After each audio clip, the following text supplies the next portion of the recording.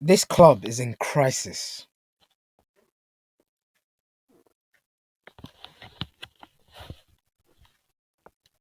This club is in an absolute crisis. The players are subpar. The manager's subpar. The board is subpar. The owner is subpar. The fan base is subpar. The kind of rubbish I've seen this weekend from some Arsenal fans is an absolute disgrace. I don't want to single this guy out or name shame him or anything, but don't know if you man saw this interview. The title of it is Arteta is a work in progress.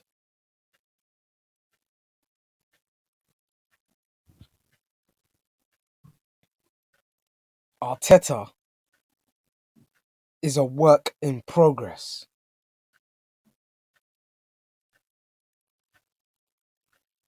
Well, if he's a work in progress, then why is he here? I think Colgrens TV actually clipped that the start of that interview and put it on their channel. It was that bad. And he was saying something about basically Arsenal turned up yesterday and that it was two really good teams and the difference is the owners. Well, we're the highest spender. We are the highest spenders this season. And we've been one of the highest spenders in the last 4 years. Well, we spent enough to be competing, that's for sure. 130 million is no joke. Nobody told Arteta to spend 50 million on it on Ben White, who I told you all was going to be a flop. I don't care if it's one game. I don't care. I don't see how this guy can possibly justify a 50 million price tag. You have to be mad good. Because 50 million in my eyes is too good. It's too much anyway. It's just a modern market that just normalized everything. 50 million for a footballer, unless you are god tier, is too much in my opinion. That's just the way I see it.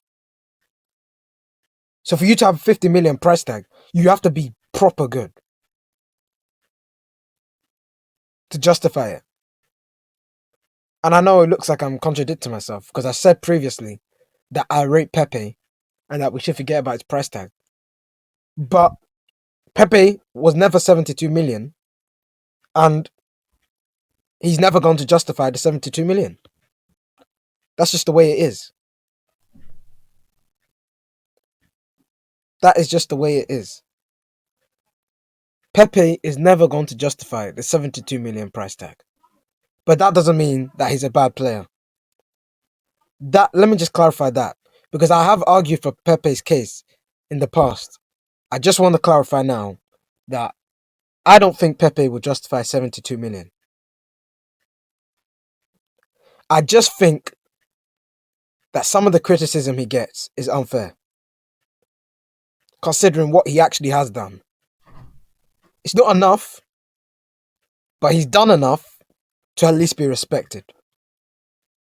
Ben White, however, will be exposed in this Arsenal team.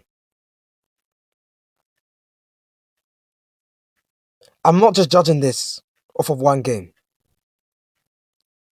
I didn't even notice him last season. Honestly,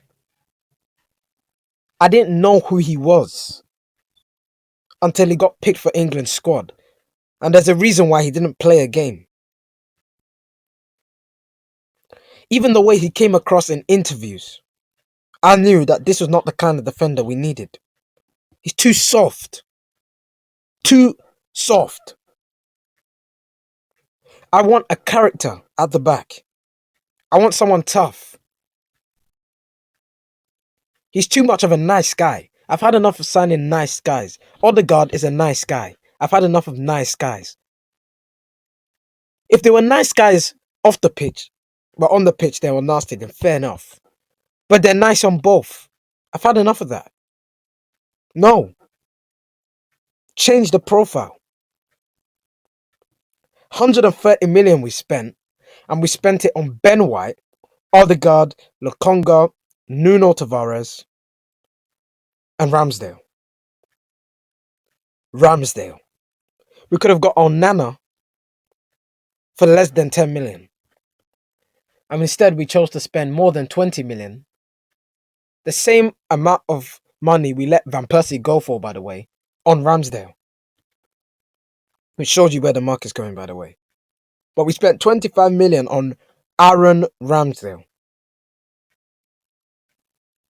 50 million on Ben White. 40 million on Martin Odegaard. So don't complain at Stan Cronky. It's not Stan Cronky's fault that we're 19th. I'll say it again for the people at the back. It's not Stan Cronky's fault that we're 19th. End of. Anyone who still blames Stan Cronky, I don't know what you're smoking. It's not Stan Cronky's fault that we are where we are. I've had enough of people saying that. Look, I want Stan Cronky gone as well. But at the end of the day, he is not the main problem. Every year, he drops enough money for at least for us to spend it on one marquee signing. And for a top manager, that would be enough. We just need to learn how to spend our money wisely. Because the money he gives us is a sufficient amount for us at least to be challenging for top 4, for the bare minimum. And every time somebody came on AFTV, for example, yesterday, saying that we should get Arteta out, then Robbie, who I have mad respect for, by the way, but yesterday he was annoying me. He'd always say, it's only 2 games in. 2 games. I see Roy Keane make excuses for Arteta yesterday, saying that he needs a bit longer because it's only 2 games and not all the players that we signed are back and we have a lot of injured players and all making excuses. But the thing is, yeah, last season we had bare of our injured players and we still finished 8th. It's not like we've signed a new profile of player. We signed Lokonga and Nuno Tavares, and they've both been playing while we've been losing. We signed Martin Odegaard, but he was playing last year when we finished 8th. We signed Ben White. He was playing when we lost 2-0 to Brentford. Then when are where are your signings that are going to make a difference? What, is Ramsdale going to make a difference in goal? When we've got a keeper who's not good enough, by the way, but is still better than him. So, where are the signings again? That's it. Those are the signings, but they're not actually going to make a difference. So why should we wait until they come in and waste more of the season? Injured players you're talking about. Partey was atrocious last season. I do think he'll come good, but he was atrocious last season. That's just a fact. And he was there when we were finishing 8th. He can possibly remain injury prone. Meaning he'll get injured over the course of the season. So what difference is that going to make whether he returns or not? Gabriel was there when we finished 8th. So why do we have to wait until these players come back? I've had enough of people saying it's 2 games in. It's not 2 games. It's 20 months. That's what it is. It's not 20 months. It's 17 years. 17 years of this failure. Every time we fail to win the league, it's a failure. Simple. It's Arsenal Football Club. It's not 2 games. It's 17 years. And I've had enough. Get him out right now while the season is still salvageable. The window's still open. If you get a manager in, at least he'll get 1 signing done before deadline day. But of course, no doubt, Arteta will probably get at least till the end of, mid-September. Either way, the window will be done by the time this board wake up and sack Arteta. The window will be done. And for me, at that point, it's too late. The top 4 teams will already be pulling away. Then top 4's gone. I don't care about top 6. I actually don't care about top 6. I don't even care about top 4, if I'm honest. I just want to win the league. Top 4 is the bare minimum. Top 6, that should be inevitable. That should be a given with Arsenal. Top 6. Top 6. Top 6 should be a given with Arsenal at the worst. 6th place should be the worst position for Arsenal. About top 6. I want to win the league. Why can't we win the league? Why do we have to wait 3 years? Why can't you just win the league? Antonio Conte took Chelsea. I know they won it the previous season before that. Fair enough. But Conte took Chelsea from 10th to 1st. Ranieri took Leicester from 17th to 1st. So why can't we win the league in a flash like that? Why do we always have to wait 3 years? I don't get it. Why do we have to wait 3 years? Can't we just win it? Get a manager in who will know who to sell, like Xhaka and Bellerin. People are talking about us not being able to get rid of players. Well, we're making it harder for ourselves by rejecting 17 million for Xhaka. He could have been gone. That was a start. We could have loaned out Bellerin when Arteta first came. Option to buy to PSG. But he chose to keep him. He chose to sign Willian. So it's not like we haven't had opportunities to not have these players. We've had opportunities, we've just not taken them. And now we're suffering the consequences. Kolasinac is still here, somehow. We're struggling to offload the player who came to us for free. That is actually I don't even know what to say. So, it's like, Arteta's made his bed. Just lie in it. Or, go away. Leave. Resign. If the badge is too heavy, then leave. He stood firm, but at this point, standing firm is not good enough. Because all he's standing firm in at the moment is failure. And failure is not an option at Arsenal. Please resign, Arteta. Please. For your own career, for your own managerial career. Because the longer you stay here, the less likely it is that you'll be picked up by any other club. Yes, you've got an FA Cup in your CV. But as long as you stay in the spotlight, which is one of the biggest clubs in England, Arsenal Football Club, and people see how bad you're doing, the less likely a club will pick you up in the future. So please leave now. Learn your trade at a tiny club, maybe like a small club down in League One or something. I'm not even being disrespectful. Just learn your trade there. And then you can next make a spring to a big club. That's the way it works. Yeah? That is the way it works. These players, at this point, I think they don't even know what they're doing under this manager. It's not even like they're not trying. It's a bit of a different case to when they were under Emery. Under Emery, it was like they down tools. I don't think they've down tools. I really don't. I don't think they've down tools. It's just a case of they don't know what they're doing under Arteta. That's just it. Which is why we need to sack him. I don't care about the players that he signed. They're not going to make any difference. All you have to do is get a manager in who will know how to sustain what we've got for the meantime.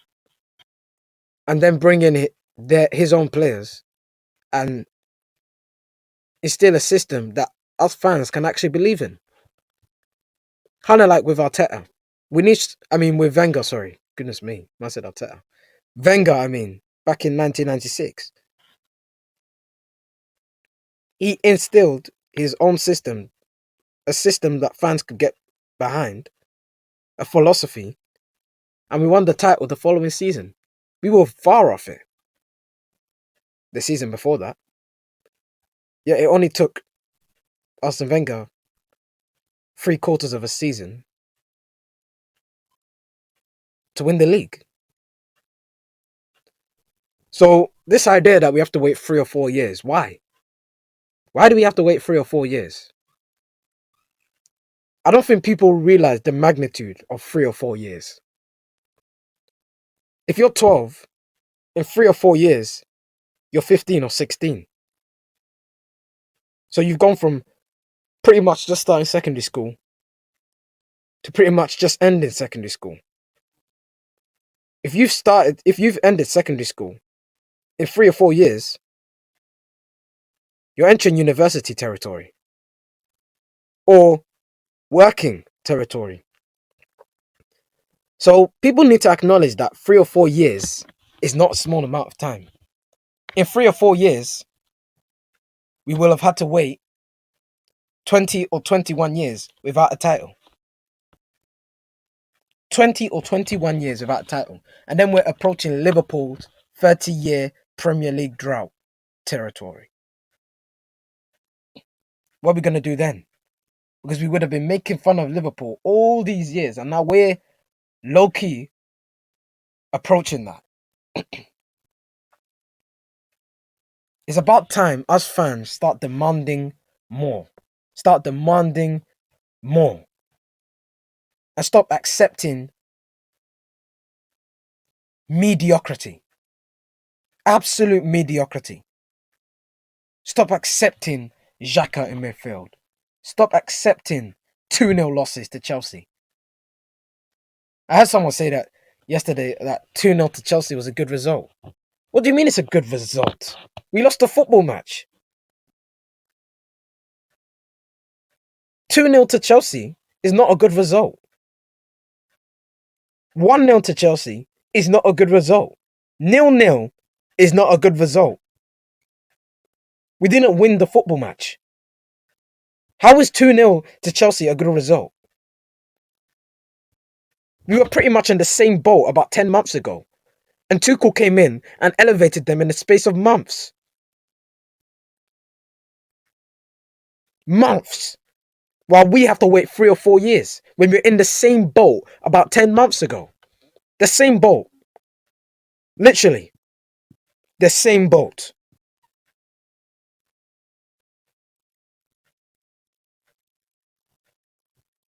And in a matter of months, Tuchel has made them a Champions League winning team, and now they look like a world-beating team. And you're telling me that 2-0 to Chelsea is a good result. This is where we've become. This is what we've become. Accepting mediocrity is an absolute disgrace.